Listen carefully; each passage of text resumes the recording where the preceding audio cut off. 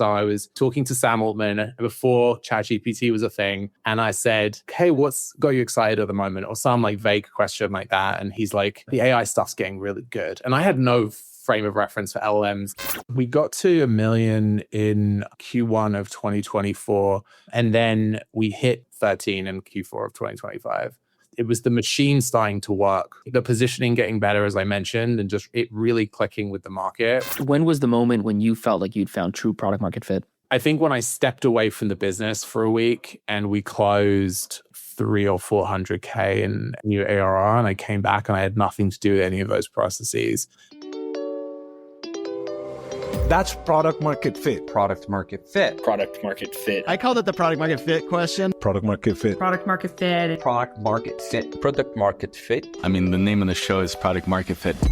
Do you think the Product Market Fit show has product market fit? Because if you do, then there's something you just have to do. You have to take out your phone. You have to leave the show 5 stars. It lets us reach more founders and it lets us get better guests. Thank you.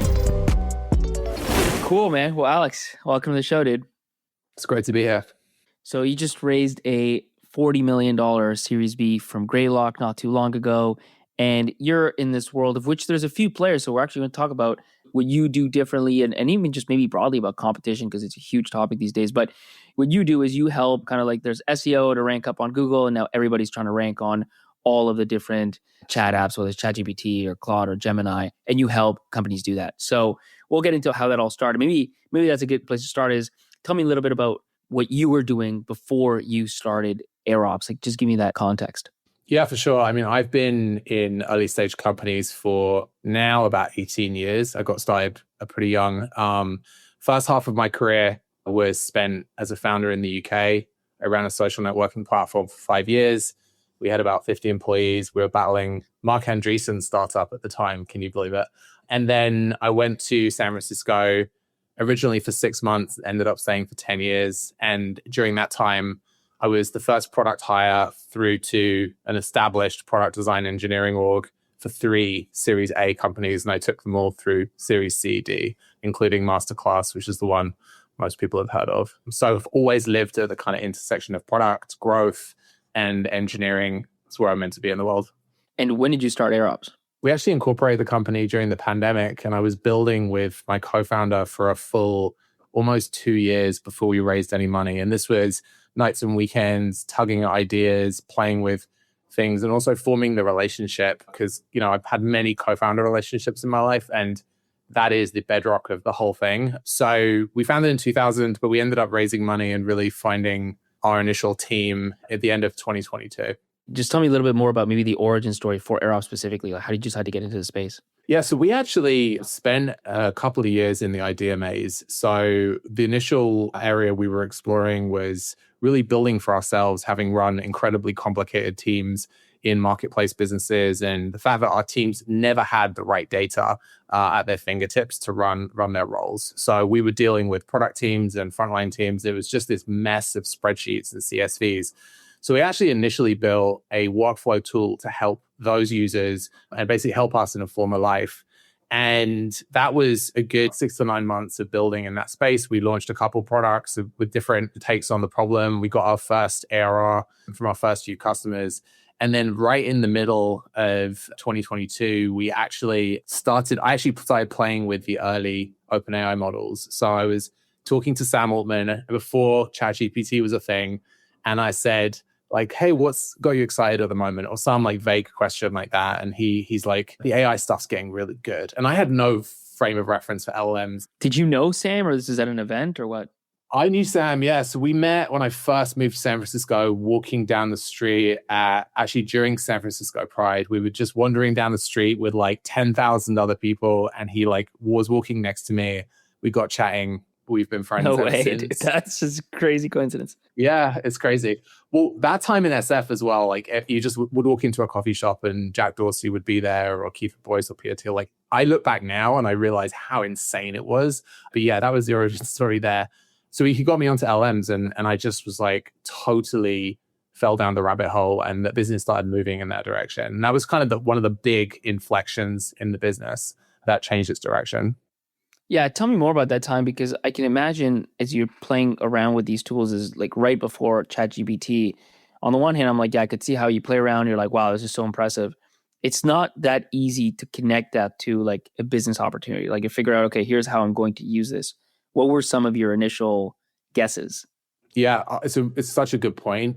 I remember I was on a plane flying to Atlanta and I was like, now, okay, I'm going to go do this. I'm going to try this OpenAI thing and sign up for an account. So I remember my first few prompts I put in were actually around SQL generation. It was like, can it create credible SQL for actually working with Shopify stores randomly? That was my initial throw at it.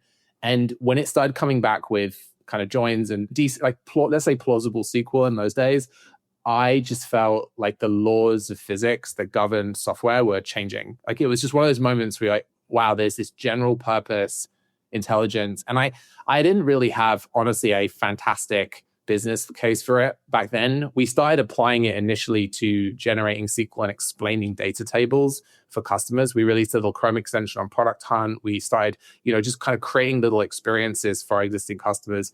But there was this like pulling of a thread that took us about 6 months that led us to our eventual customer, which were marketing teams. But what I realized was that there was going to be this explosion of use cases and businesses that was use this technology. And for me as a founder, the idea of being truly horizontal and trying to do everything for everyone just kind of low-key terrified me. I remember feeling very strongly that we needed to pick a customer that we wanted to build for a decade. And we had people using our tool in all these different ways. And I just looked at this map and I felt like if we try and serve all these people, no one is going to be happy. So we ended up picking marketers. It was a great choice. They found us and then we doubled down on them. Just to be clear, what were marketers doing with the product initially? Yeah, it's a great point. So we had a 4-step workflow template for writing a article, like a blog post template. It was very throwaway. We put it on the product in the platform. And I remember thinking, no one's going to need something that's like 4 whole steps. Like that seems like a lot. And then we would log into the platform on a Sunday evening and we would just see all this activity and we would click into it. And it was marketers building like 50 to 80 step workflows to try and do really precise content work with LLMs, breaking down the problem into little steps. And this was, by the way, timeline. Was this before or after ChatGPT? Like, what are we talking about? By this point, this was very early in 2023. So this was just after ChatGPT. Just after. Okay. Yeah. So it was people who played with ChatGPT and they wanted to do more with it. So they were like, okay, I like this, but I want to orchestrate it. I want to do that extra mile. And so they were coming to our platform. And I remember just thinking, is this the customer that we want to build the business against? And what I loved about marketers is they are so creative with the technology and they had really high taste. One piece of advice was like build against the high taste user. And they will like keep rejecting you till you pass their very, very kind of established exit criteria for a problem. And it's the best way in the early days to get really good at something, in my view. It's very hard for a team in the abstract, unless they have recently practiced that role, to know what very, very good looks like. So that was kind of how we found our true customer that we ended up building a whole business against. And what exactly were they doing 80 steps for? Like, what was the end product of that? Yeah, so in those days, it was a lot of content creation for like pretty basic stuff, right? But it would be like creating local pages for a national franchise or things that we typically call like programmatic SEO.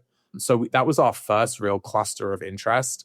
So I remember the CMO over at Deepgram created a workflow where he would look at Product Hunt every day for new products. He would then research those companies and create pages for each startup that launched a Product Hunt that met his criteria.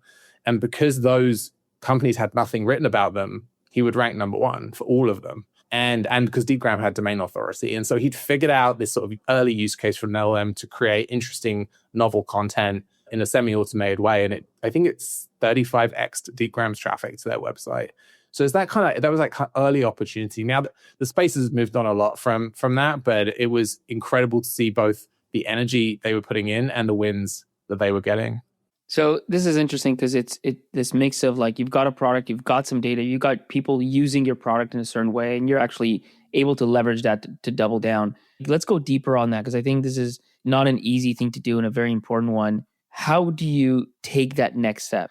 Do you go to everybody that's using it on the marketing side and have 50 conversations? Do you start maybe more from like first principles, strategy? Like what is kind of that next move to say, okay, if we're going to go all in on marketing, like what does that really look like? Yeah, I mean, I think it's a good question. The first piece of it for us is, can we solve the problem for one customer really, really well? So it's that true solution acceptance by a high taste user where they go, this is it. This is great. I will be a referenceable customer.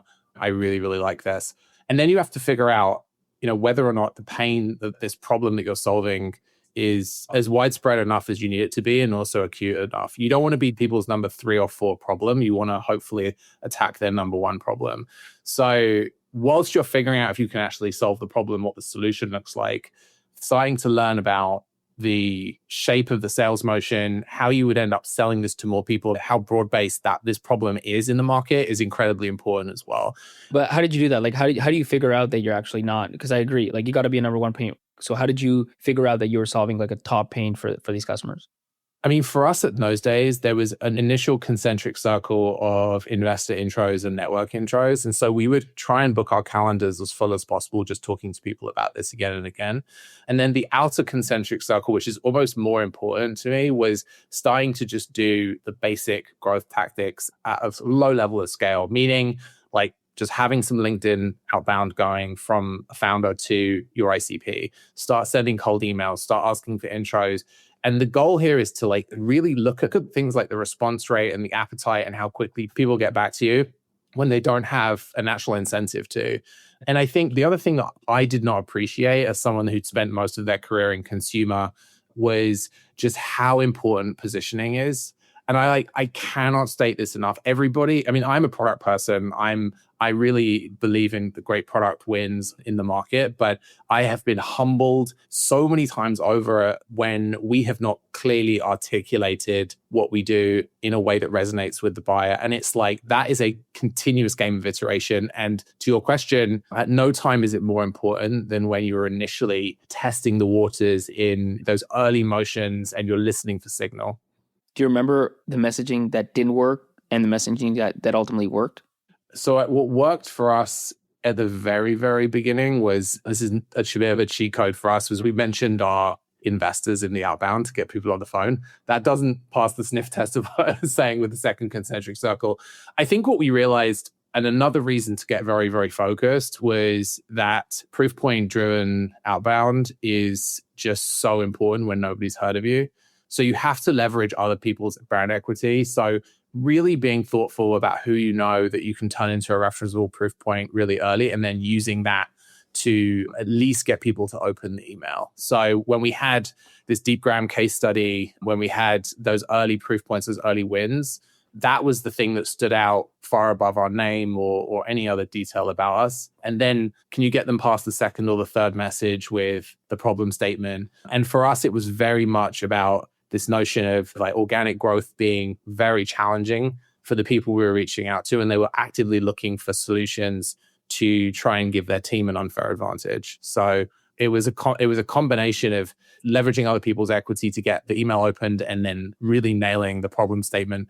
But that positioning challenge goes through the entire sales process. You have to arm the seller with the right talk track. You have to make them feel like they'll get promoted. You have to continuously kind of nail that as you get introduced to other actors in the buying process, especially as you start to ask for bigger and bigger contract sizes. And then like what you're doing today is pretty different than what you were doing then, right?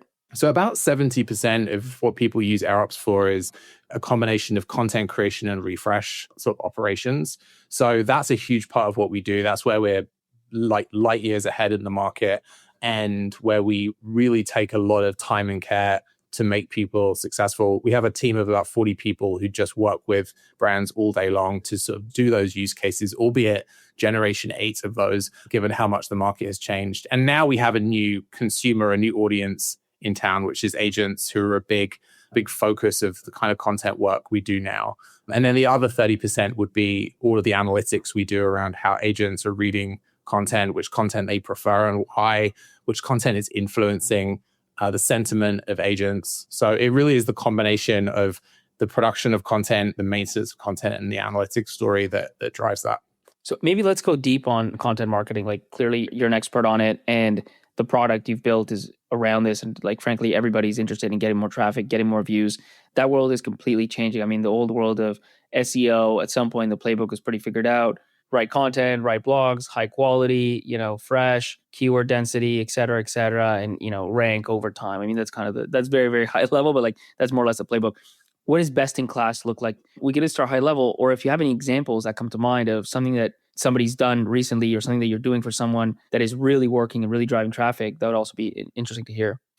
Yeah, I mean, I think it's interesting that we created this separate category of AEO for a long time. And now I think there is this conflation again into one system, which I think is actually a better model. Google's going AI first with AI overviews in AI mode, ChatGPT and now Claude, very important for businesses to understand.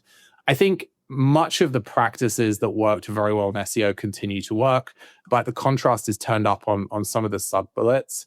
In particular, the importance of information gain. So adding materially like net new information to the market through the content that you write. So Zola is a customer of ours. They have all this pricing data on how much things cost in weddings. So they create these pages which talk about how much wedding florists cost and wedding buffets and all the different variants of weddings, because they have all this really interesting data inside the business. And so their play is really providing the models and human users with just this amazing set of content that talks about all of those interesting pricing and vendor questions that come up.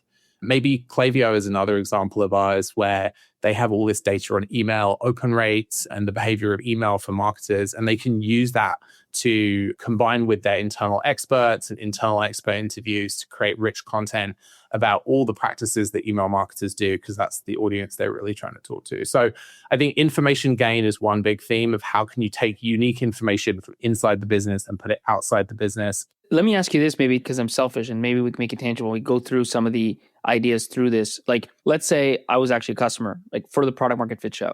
And I'm like, I want to get more views. I want to get more traffic. I want to rank on all the chat apps and on Google and all this stuff. And like money's no object. I don't want to do paid stuff, like fully organic, but like money's not the issue, right? Like what would be some of the things that would make the most sense to do? Yeah, so one thing we would do is we would figure out the intents that people are expressing that the product market fit show probably isn't a good place to answer. So we would have a couple of agents that would spend their time looking at startup conversations, the Hacker News, Reddit, really understanding what is the evergreen questions that people are asking and the discussions people are having, and then what new questions are emerging because Claude Code's on the rise or the QBS might be removed from the New York State, right? So you really want to think about evergreen questions and then frontier questions. So that's the intent cloud that like you have a right to speak to. And then it's the content creation to speak to that. And so you would put all of the transcripts that you've ever had on the show with a definite bias to the most recent ones into AirOps or into a system like Google Drive or wherever they live, and you would connect them to us. And then we would have a process which would, on regular cadence, identify the highest priority questions to answer, would ping you to then go and approve those, along with a ton of research from your shows, probably some questions for you to answer as well, to really make sure that that article had your perspective, your overarching narrative. And then we would publish that content rich with references to your shows, like links to where people could go get them on Apple Podcasts or YouTube, and treat that as an ongoing content production drumbeat so that you can start to get all of the great value out into the world in an organized way. And then on the pages of content themselves, we don't have to go into all, but there's best practices around structuring that content to make sure you're basically spoon feeding those answers to the models and preparing them for citation. Because ultimately you want to be quoted a nice big paragraph in a ChatGPT response saying, on the product market fit show, Alex Halliday said XYZ, and that's seen as a really useful chunk that matches the user intent that you've identified as one. So that would be like one loop that would be really valuable to you. You'd be totally within your rights to create that, and it's a durable strategy for you. It's not something like gaming the system, and consumers would love it. You're adding to the conversation. That's the classic blogging approach, just using AI to make sure that you're always touching the latest frontier questions and leveraging as much of the work you've already done in the past. Yeah, and I think if you were a brand in that same situation, you would really think about what are the offsite, like not on your own domain, what are all the pages that influence the ChatGPT for those priority questions as well. So we do a full audit of that. You've got like a heat map of influence. So maybe Reddit or a Substack or a YouTube channel are driving most of the sentiment and opinion for the things you care about. And so the play for those would be different. Obviously, it wouldn't look like publishing. It would look more like outreach or conversation participation. Let me ask a little bit about competition. I mean, competition has really risen to the top, at least from like for me as a VC. It used to be a bit more of a secondary thing. I think any investment, obviously you ask about competition, but it was kind of like not the most important thing. And lately it's just tends to be number one because there's so many ways to deliver insane value. And really the big question is, why isn't everybody else going to do it? So with kind of the example you gave, my question would be something like, why couldn't I, or what's the difference between what you're offering and let's say putting all my transcripts into Claude Cowork and then having a scheduled task that runs, every week and checks the latest questions and writes a blog for me? Yeah, it's a great question. I mean, you certainly could do that. It actually might work quite well, to be honest, given that use case. But if you think about content in the current market, competition exists on the startup side, but it also really exists on the content side as well. So each piece of content is in competition with a sea of other pieces of content. And so to get the most from an AI model, it's much less so the capability of the model. It's much more so the context that you can have available for the model, right? So when doing any sort of content task inside of AirOps, we have a huge data engineering team whose their sole job is to make sure that we can give that model an unfair advantage when it's tackling your problem. So if it's, for example, a page you want to have ranking in Google search, or it's a particular question for ChatGPT, before you even start writing, we understand every single page that it's in competition with. We understand all of your pages that could be in competition with that. You don't want to cannibalize your own content. We understand which questions you should even be going after in the first place. We collect almost 1.2 billion answers every 60 days from these answer engines, and we analyze them. And then once you create your content, we also have a full picture of your tone and voice, your do's and don'ts in your language, your sitemap for internal linking. So you can think of this as like if Claude is the model at the beginning, in the center of the picture, can you give it these concentric circles of knowledge that are actually quite hard to compile, but give it that unfair advantage so the content you create is more likely to win. And then the nice thing also about doing things through us is we also track the impact. So hey, in January, we published 28 pieces of content. We know that 10 of them are absolutely crushing it, and we should go do more of those.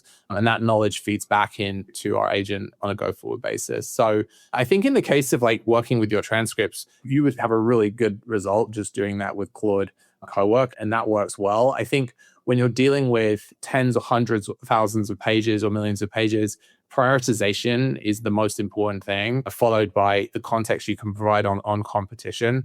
And those are two things we nail for our customers to make sure they continue winning. I'm really worried because listen, like you've been listening for like 10, 20, 30 minutes now. Clearly you like it. And the thing is, the next episode is way better and you're gonna miss it. You're gonna miss it because you're not following the show. So take your phone out and hit that follow button. And do you see any reasons for what works broadly? Because again, like we think about this strategy, it's the same strategy just done with AI. But is there any reason that this changes? Like this is something you hear a lot. It's like, well, there's going to be so much AI written stuff, slop, whatever you want to call it, whether it's good or not. It almost like when you just think about that, at least high level, you're like, there's no way this is still the future. Like there's no way 5 years from now, it's still all about blogging. There's just going to be so many blogs. But is that real? Or is this just going to be like, this is still the strategy and there's a reason for it? I think the human web will continue to exist. I think AI content gets conflated into one blob. I think some of the best content created uses AI and much of the worst content uses AI. That's not the right distinction.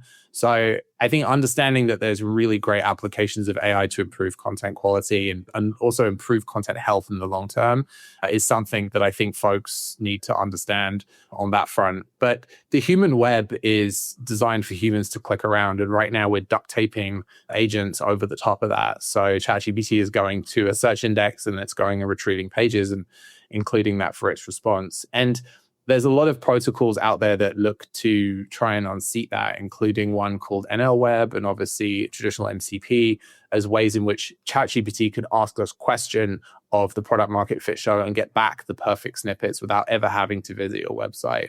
irrespective of what the protocol is, whether it's going through your search index and going to the web or going directly to an endpoint for the product market fit show in this example, the underlying content needs to be really, really good. So I actually look forward to us moving on from creating yet more pages of content into something smarter. And we actually interviewed Glenn Coates from OpenAI at our last conference, who is running the OpenAI apps program. And he said they're like really actively exploring this for later this year. And the way he positioned it to me was, you want to be the sharpest tool for the job, meaning if ChatGPT wants to know about congestion in Barcelona or the best restaurant to go in Copenhagen, they are going to start to form an opinion of which tool is the best for the job to answer that, which can give the model the best quality response and allow the model to do even more for that user's journey. So yeah, it's going to change. I think as we've seen with many of these things, like the behavior of going to websites and reading content is just such a muscle memory for billions of people. The web isn't going away in its current form, but it will have a sibling of kind of agent first web. And I'm excited to see that develop. When in the story did you land on the current idea, and maybe share the story of like how you went from what you were doing originally for marketers to what you're doing today? Yeah. So I think my co-founder and I got us to about 1.3 million in ARR selling ourselves. Just the two of you? Just the two of us. Yeah. And it was a slog. You're on the road, you're trying to persuade people that you can meet their problems. You don't understand the problem well enough, to be honest, at that stage. It's like, it was very hectic. And you're also doing all the deal paperwork. Like, it is full on product roadmap design, everything. So before you move on, like, why did you keep it to just the two of you? Like, I've heard a few people do that, and I actually think it's a good idea. But for you specifically, why did you keep it to just the two of you to get to 1 million ARR? Why not hire at least like, I don't know, 4 or 5 people more?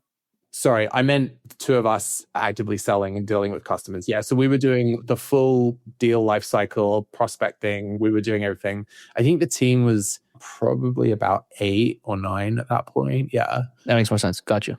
Yeah. It was still a knife fight. And I remember right around the time we raised our Series A, we had about 60% of our revenue came from these like core use cases. It was like larger B2B SaaS businesses. Their content was stale. It was like really bad. They had these like blogs they've invested years of work in, and like all the product positioning was out of date. All the links were broken. They were like, ugh, this is horrible. Let's come to AirOps and we'll help you with that.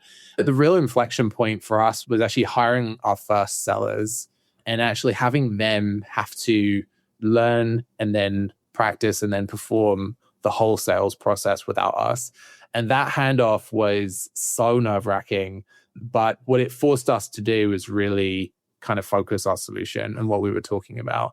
And I think that transition, you shouldn't do it too early. You definitely shouldn't do it too late. But you also need to make quite a lot of decisions and stop doing a lot of things in order to make a fresh seller coming into that environment successful. So it's a forcing function for focus. Maybe give me a sense of just that growth curve. Like, how fast did you get to 1 million? How fast did you get to like 5 or 10 or whatever?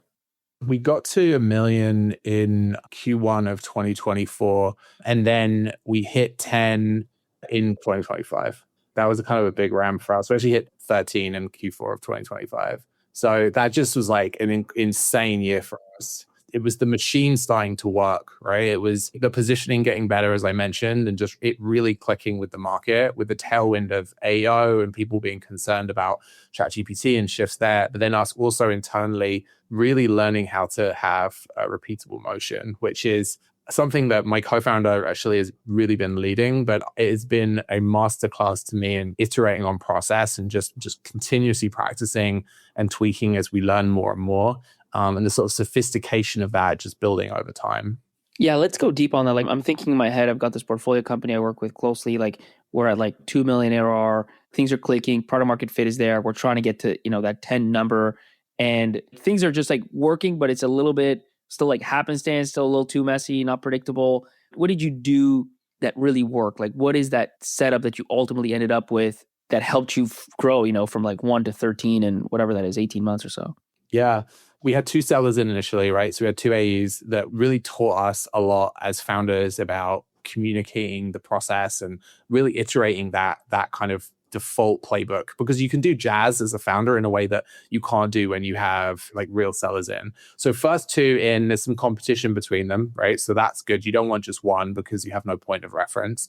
And what we quickly learned through those two is that people really liked how we were showing up to like the personality of our sellers and how it was a consultative sale, right? Because AI is scary. People are anxious. People don't know what to tell their board, the boss, like it's a time of like a lot of emotion actually. And so we learned very early that showing up and being like disarming, helpful, knowledgeable, and prepared like really worked. So the first thing was like, can we make these two sellers successful? Turned out like absolutely like crushed it, but interestingly in very different ways. They had very different styles initially. And then the next thing was finding our sales leader. And that's a hard one, right? Because as with any exec right now, you don't want people to over-rotate on a playbook that's like kind of out of date because things have just shifted. But you also don't want people to have no frame of reference or sense of what good looks like. So you're actually trying to thread the needle where they know a lot and they're also prepared to throw it away should they need to. And we found this sales leader called Nick Casale who just felt it was a little bit more of a step up higher than some of the other people we talked to who are like seasoned SaaS veterans, like they fucking seen it and done it. Sorry. And my co-founder and I met with Nick and he was just, first of all, like incredibly like charming and had done his homework and prepared. And I think following the line of people like buying from people, they really at this moment want to feel a sense of like security and safety, I think, particularly from their vendors, weirdly. We felt like he was the right fit, and he was able to then bring in a lot of people from his network and start layering on. But the amount of iteration you have to do on this process is wild, like across every dimension, from first call deck to how you do discovery to the AI processes you have in the background for processing sales calls. Like, what were some of the biggest findings? Like whether it's, I don't know if most of your leads are outbound or inbound. I don't know like what your process is, if like you have a demo or if there's PLG, but like what were some of the biggest things that you're like, holy shit, that really worked? Two things: deep discovery at the beginning. And I'm a founder who wants to talk about product, but I've really learned to shut up and ask questions. Then showing up like really prepared. There's a specific channel we focus on. It's like organic growth. There is publicly available data on that. We understand how they're doing. We understand how their competitors are doing. We can talk to that confidently. And this is enterprise sales, by the way? Like what's the ACVs, just for context? Enterprise sales. So ACVs are like 60 to 250, right? Big. It's like a big range. Okay. So meaningful, not massive, but meaningful enough is worth spending the time. Right. And so we really got very good at all of the automations and background processes and things to make our team fully prepared, right, to step into that call and not to fire hose them with information. First to listen, really good discovery, and then to start to talk to them about their priorities, but in the context of their priorities, have the data to have a meaningful conversation.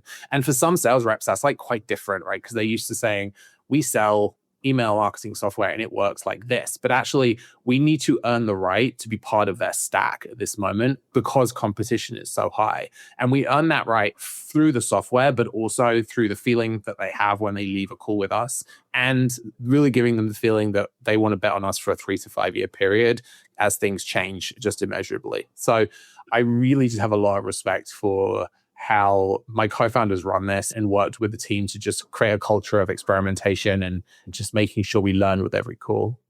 For like the higher end of that, like the ones that are, let's say 100K plus, right? Are you doing pilots? Are you doing some sort of trial period? Are you just signing them up annually? Like what works? You have to do pilots at the beginning. You have to be prepared to prove your value. We actually, last year, I think we had all but 2 pilots convert to annual, which in the world of AI is actually insane. And it's because it takes us 4 to 5 weeks to onboard a customer, because we take them through a really rigorous process that we've actually built out of necessity.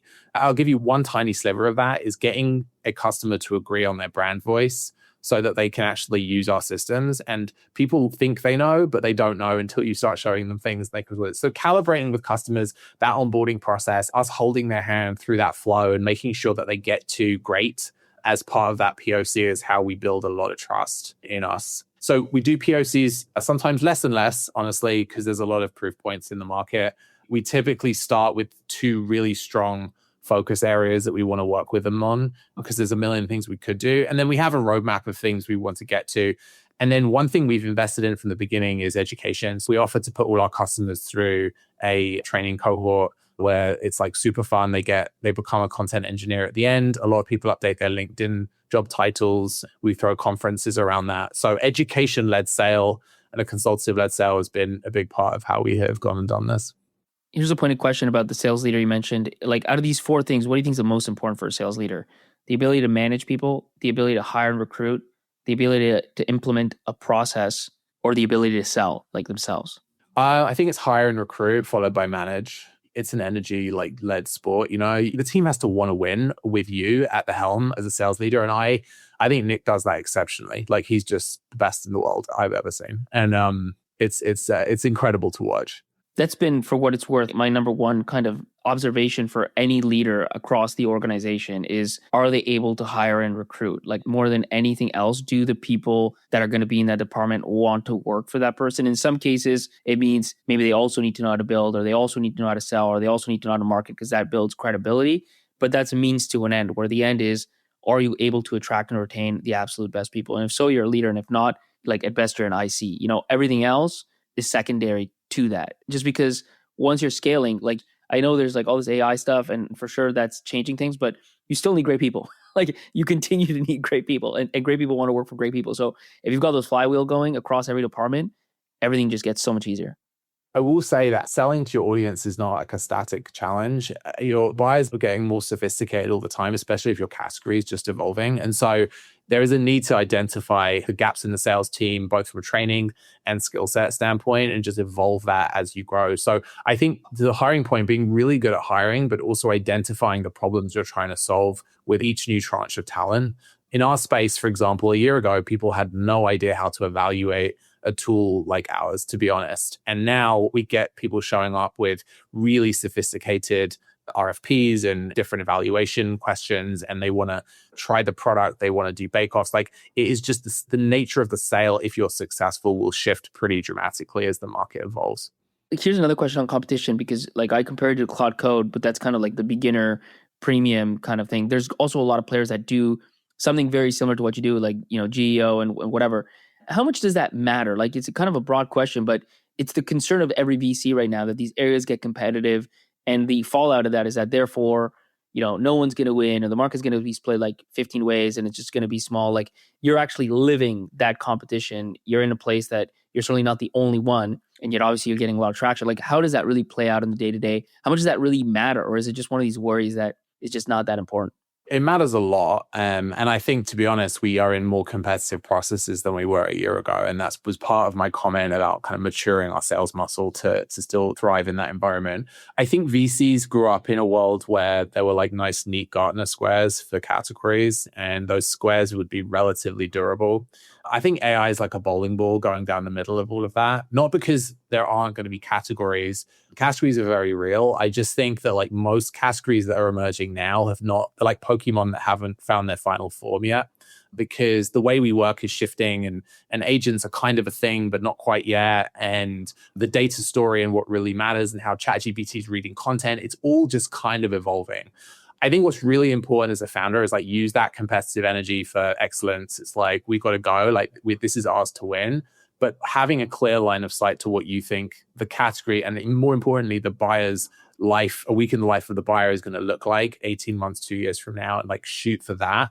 Otherwise you over rotate to this like present day kind of like feature fight, I think is really unproductive. But to the extent that buyers, for our customers, have budget line items that say something on the left and a dollar figure on the right, and they allocate that, you do have to fight it out. You do have to kind of be successful in the world of today in competitive processes, while keeping a firm eye on what you want to bring into the world 2 years from now, given how fast everything's changing. And honestly, it's like the challenge of a lifetime.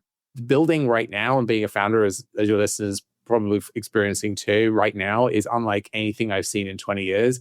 And, we will look back and think these are the good old days in many ways, because it is the best time ever to be building a company, but it's also the most challenging as well, because things like that were set in stone, worked a specific way, just don't play out that way anymore, in my view. Perfect. So let's stop it there. Let me ask the last few questions we always end on. When was the moment when you felt like you'd found true product market fit? I think when I stepped away from the business for a week and we closed like 300 or 400K in new ARR, and I came back and I had nothing to do with any of those processes. I think we went from 1.1 to like 2 million in ARR in like a quarter. So it was like really, really, really crazy. Incredible. What would be your like top piece of advice for an early stage founder that's looking for product market fit today? I think find the highest taste representative buyer you can and become their best friend. Live in their office if you can, and just like really attach yourself to their mental model of work, what they value, what good looks like to them, and observe all the non-consensus, non-obvious points of friction that you can solve. Like consensus software is everywhere. Everyone can build a CRM, a task tracker.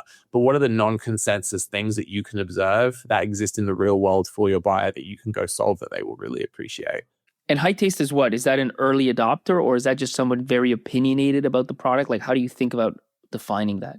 You don't want to build off a cliff by following someone that's just like not very good at what they do, in my view. Again, you don't want to also build for the world's most sophisticated practitioner, but it's finding someone that has good instincts and reactions to the products you put in front of them and is representative of the kind of customer you think you want to have 1,000, 10,000, 100,000 of. Perfect. Well, Alex, thanks so much for jumping on the show, man. It's been great. So great to see you, Pablo. This was a ton of fun. Wow, what an episode. You're probably in awe. You're in absolute shock. You're like, that helped me so much. So guess what? Now it's your turn to help someone else. Share the episode in the WhatsApp group you have with founders. Share it on that Slack channel. Send it to your founder friends and help them out. Trust me, they will love you for it.